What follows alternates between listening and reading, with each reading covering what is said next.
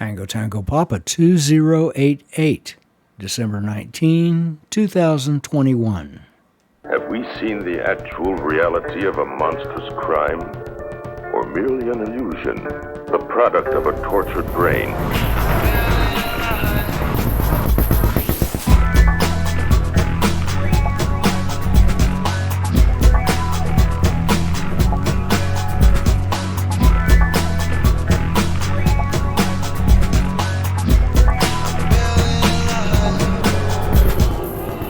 Good morning, good afternoon, good evening. Tom Wiles here with you, coming to you once again from home.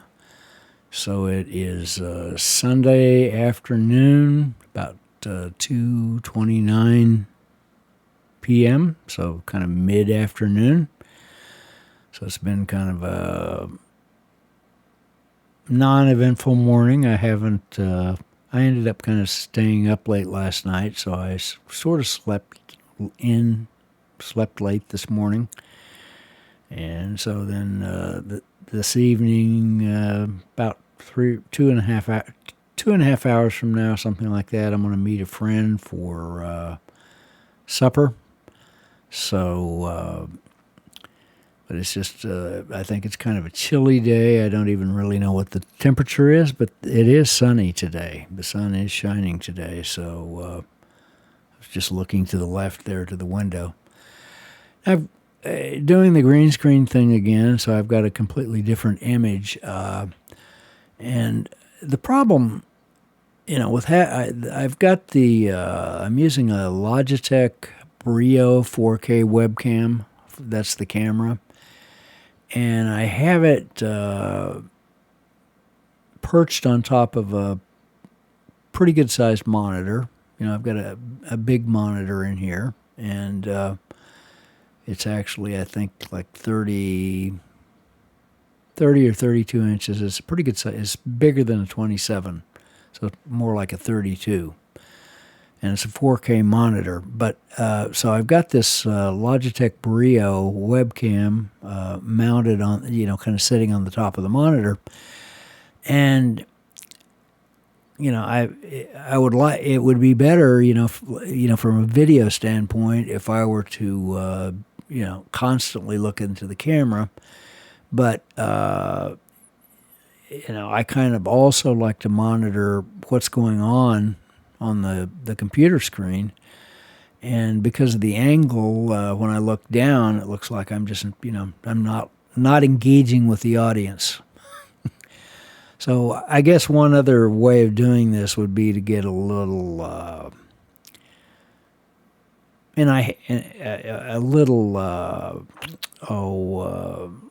have like a little desktop type tripod, and I actually have one or two of those around somewhere, so I might give that a try, improve the angle a little bit so that it's more sort of the center of the screen.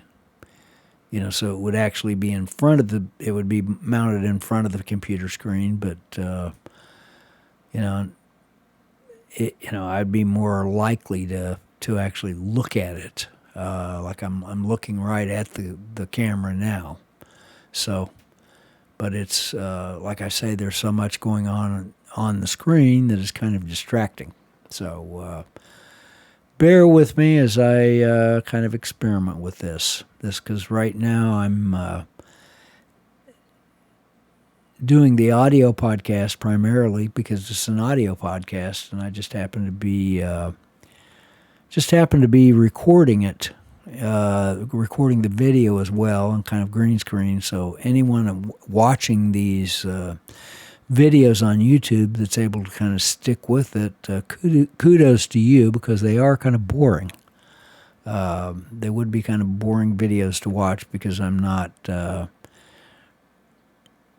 displaying anything besides you got me over in the corner of the video, and then you've got the image that I've got off of, I found it online. So, there's all kinds of cool images. And then, of course, I've got cameras myself, obviously. And so I could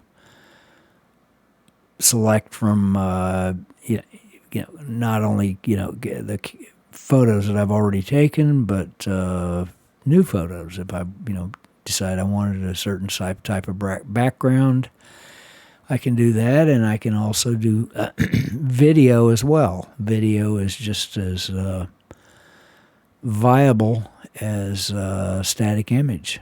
So green screen thing's kind of cool. So I, as I said in the past, I sort of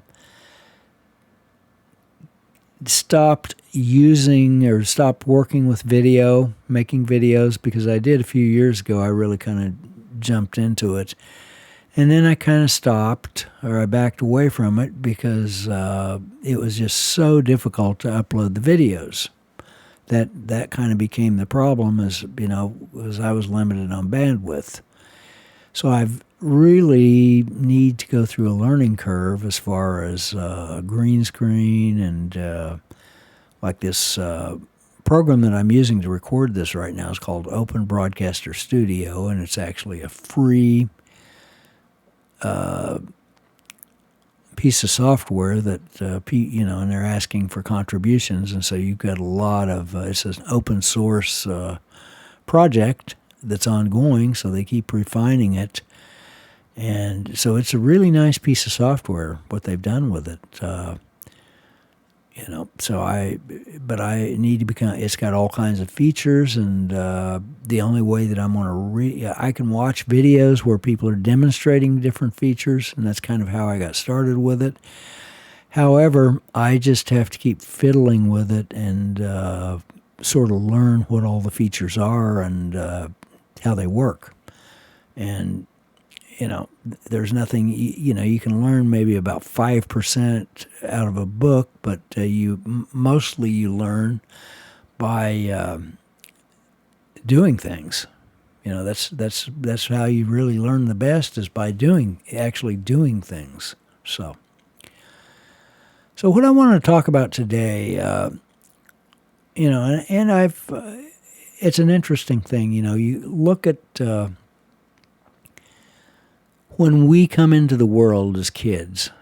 So, and once you're an adult, then it's kind of easy to lose that perspective. But when you're a child and you come into the world, you come in with certain expectations that you don't realize you have. They're sort of primary, they're sort of built in. So you have these expectations that children have, that they don't even realize they have. So, using myself as an example, when I was a kid and I came into the world, and that's kind of how the only way that I can really look at it is, when I came into the world, I had no idea that I had expectations. And you have a baby, and do the parents think about the child's expectations, from the child's viewpoint or their own viewpoint when they were children? So kids come into the world with expectations, and if you think about it, what are those expectations? What could those expectations possibly be? Well, they're looking to their parents, to the people around them that are taking care of them, because they're completely helpless. Obviously, human baby is totally helpless. You have to do everything for it. You got to feed it. You got to wipe its rear end and change its diaper and take care of it when it's sick, and go through all of these different things. But the child itself has expectations. We come with you can almost think we sort of come pre-programmed, in a sense, with these expectations that we don't realize that we have. So the kid comes into the world, they're looking for the people around them, the people that are taking care of them, the people that brought them into the world, typically the parents or the parent placeholders. They're looking for those kids or the kids are looking for those parents to guide them. And a human being needs more than simply, to exist. We really have a need that it's a deep-seated need that we have, that it's more than just simple existence or eating and sleeping and that type of thing. Now, of course, like with a very young baby, that's pretty much what they do, is that they eat and they sleep and they go to the toilet and they do it frequently, and they have to be taken care of 24/7. But beyond that, they have expectations. We are looking, as human beings, we have this built-in need for meaning. We need to be able to find meaning. And so the problem is that as conscious creatures, and I was talking in the last podcast, we're constantly, if you think about it, we're constantly struggling with right and wrong, with concepts of right and wrong. What should I do? How should I behave? Where do I find meaning at? How do I find meaning? I think meaning is one of the primary things that we're looking for. But as we look for it, we're sort of also negotiating with this conscience. That's sort of a fundamental part of what consciousness is, whatever it is, and people aren't even really sure what the heck consciousness really is. So, but we come into the world with these expectations that the people that came before, the people that brought us into the world as conscious creatures, we expect them to teach us how to live, but not simply to live, but to be able to find meaning. We need meaning. And I don't think parents look at it that way, really. They're looking at it maybe, and I'm not a parent, I always like to disarm myself. I'm not a parent, and but I do have some opinions about it. And I think parents tend to look at kids, especially a baby, as, oh, this is, it's cute and it's cuddly, and I can only imagine what it would be like to have an offspring like that you're suddenly responsible for feeding and taking care of and whatever. But are they really, they're thinking, well, I'll set money aside for their education and set money aside for this and whatever it is that parents do, but are they really thinking, I don't know if parents are really thinking about raising a child in the sense that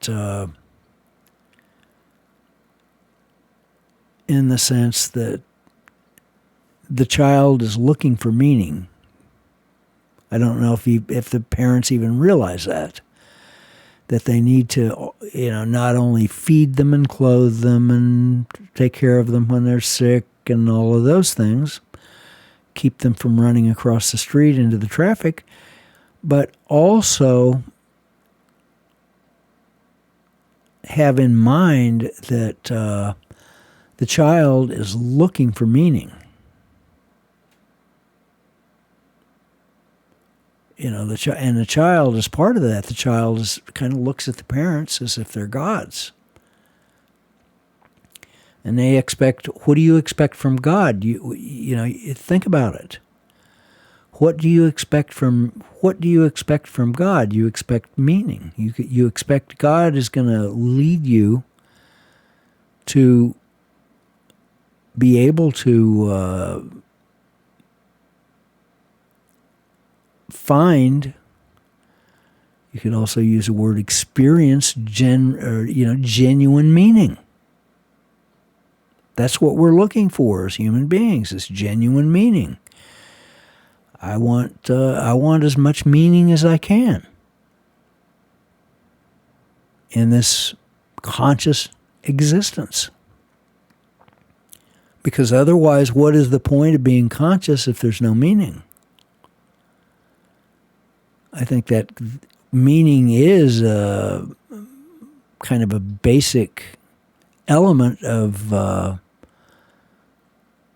consciousness, or at least a basic need of consciousness, is meaning. So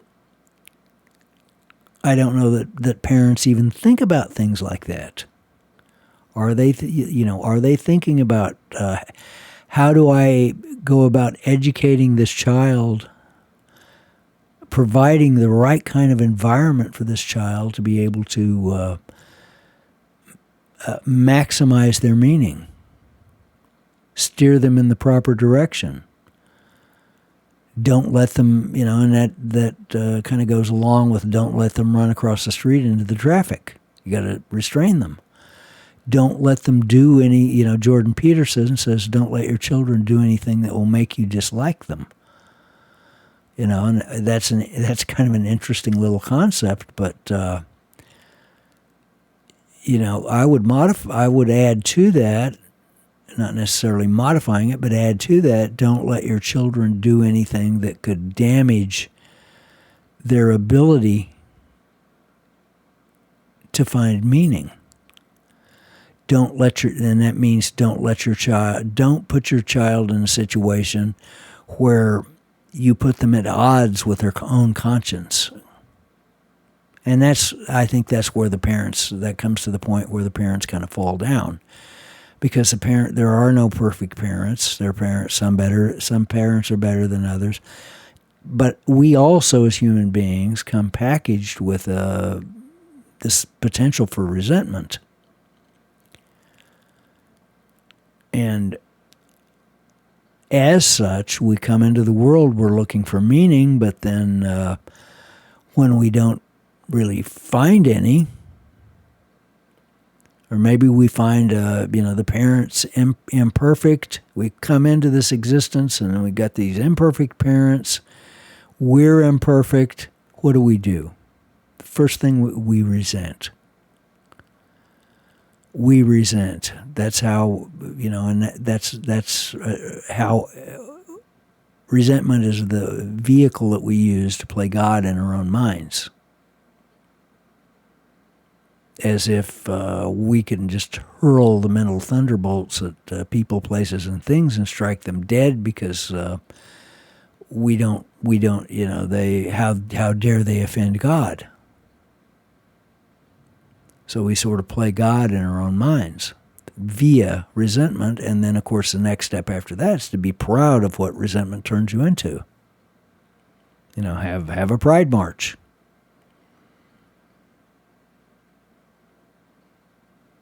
Have pride in missing the mark, as it were.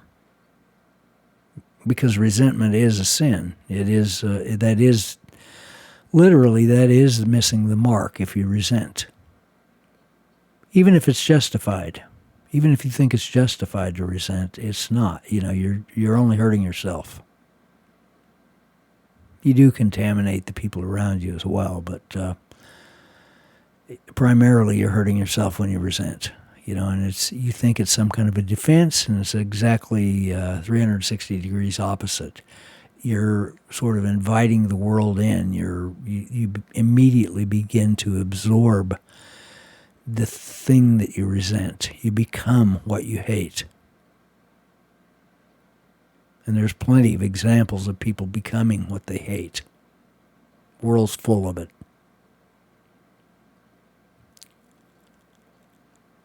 So kids come into the world with these expectations, and they, as I said, they don't even know they had them. When I was that age, I had no idea. I can look back on it now and I can say, yeah, I was looking for meaning. But as a child, I had no clue. I realized that my parents were there. They were there to protect me and feed me and do all the parent things, but I had no clue that I was also looking for guidance, as it were, towards meaning. And I think that's the phrase, guidance towards meaning. We're looking to be guided towards meaning. That's what you have the idea of God. What does God do?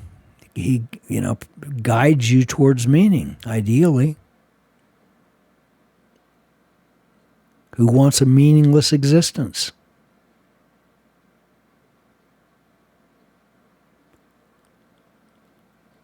And then you have the kids that now you got a bunch of kids now that are, it's crazy, the kids are committing suicide.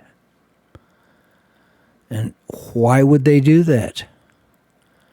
Because they come into an existence that they're looking, and they have no idea they're even doing this. They're looking to be guided towards meaning from their parents. And the parents are failing that. The parents don't even realize themselves that's what the kid needs. Beyond, all of the food and take care of to send them to school and, what have you. Or at least, we'll put it this way, educate, because I don't think it's such a great idea to send kids to public school. Because they're not getting educated, they're getting brainwashed, and there's a giant difference. So they come into this dead, kind of a dry, meaningless existence, and they sort of face a meaningless future.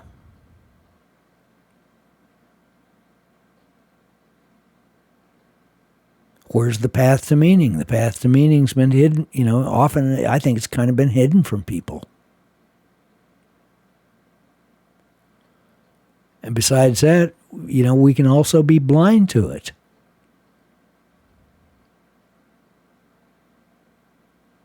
I think we often are blind to it. And I can see how people can end up in despair because of that.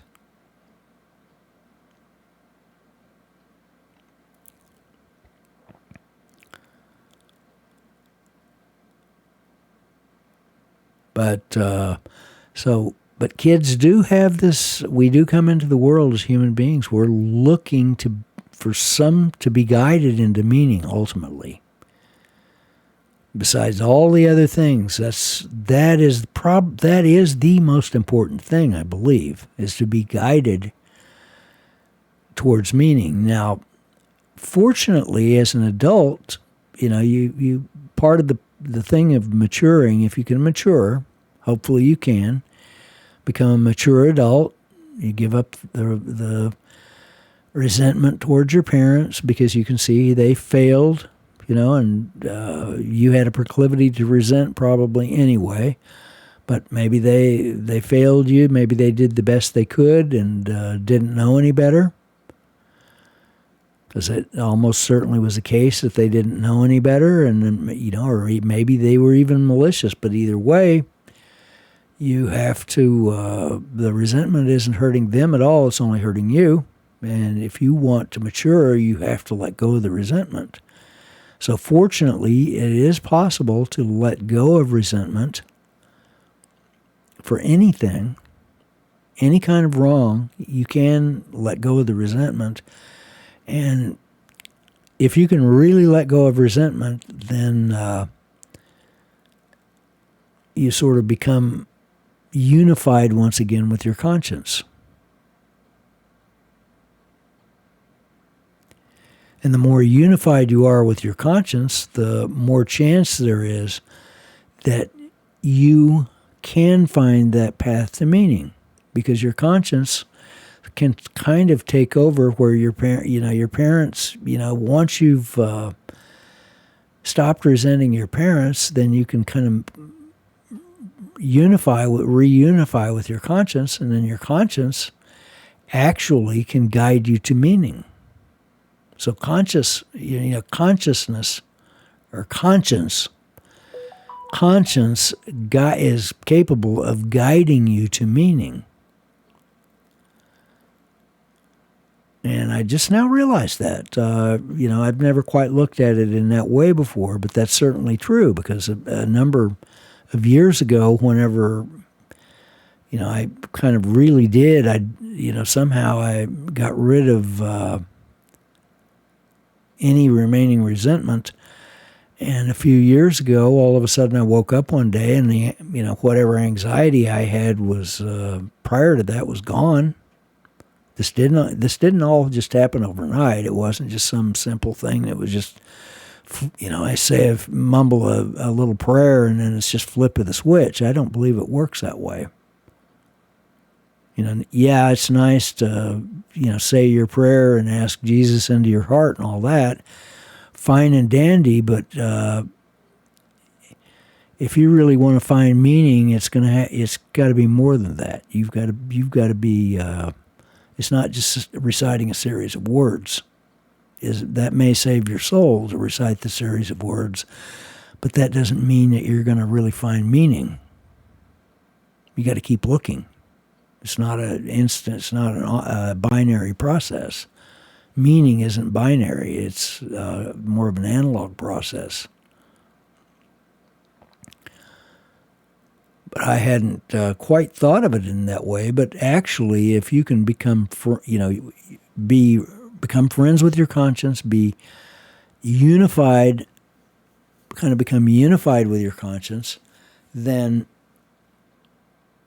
what ends up happening is that your conscience begins to act as a guide to meaning.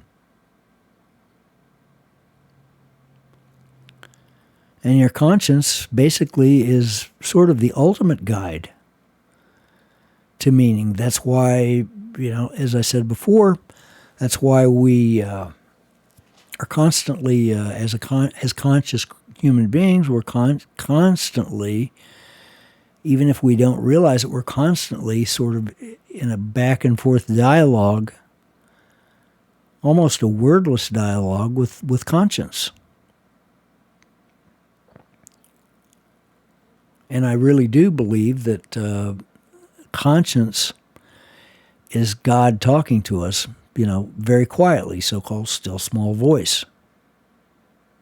There are people that will kind of argue with that, and they've got other ideas of what exactly what conscience is, but I think you really want to get down to brass tacks. I think that's God communicating with us, God talking to us. He's suggesting we have free will. We don't have to listen to it. But if you really want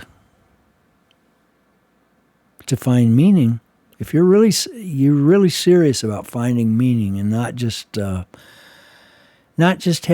grab the gusto and all of the fake things that people do.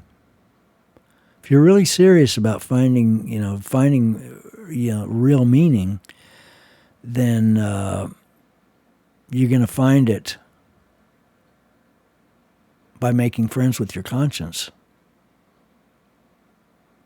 That's where real meaning is to be discovered. It's waiting right there to be discovered, or at least the path to it. So, anyway, how long have we been going here? Where's the timer at? Let's see, 29 minutes. Still getting used to this interface. So, yep, 29 minutes. So I think I'm going to go ahead and cut this off. It's about 3 o'clock, and so that'll give me time to upload everything, and then I can go meet my friend at 5 in town. So Anyway, hope everyone has had a great Sunday and so far, and I will catch you later. Have we seen the... Whoops, wrong button. Let's see, let's try this again. Okay, which one's which? I'm kind of confused now. Which one's which? Do I want that one? Let's try this one. Oh, this one. Okay. Remember, Trucker Tom is like Visa. He's everywhere you want to be. Product reviews, restaurant reviews, photos, opinions, and more. Visit Trucker Tom's website at www.truckerphoto.com. You've been listening to Trucker Tom's podcast, and we'd love to hear what you have to say. All you have to do is send us an email to tom@truckerphoto.com.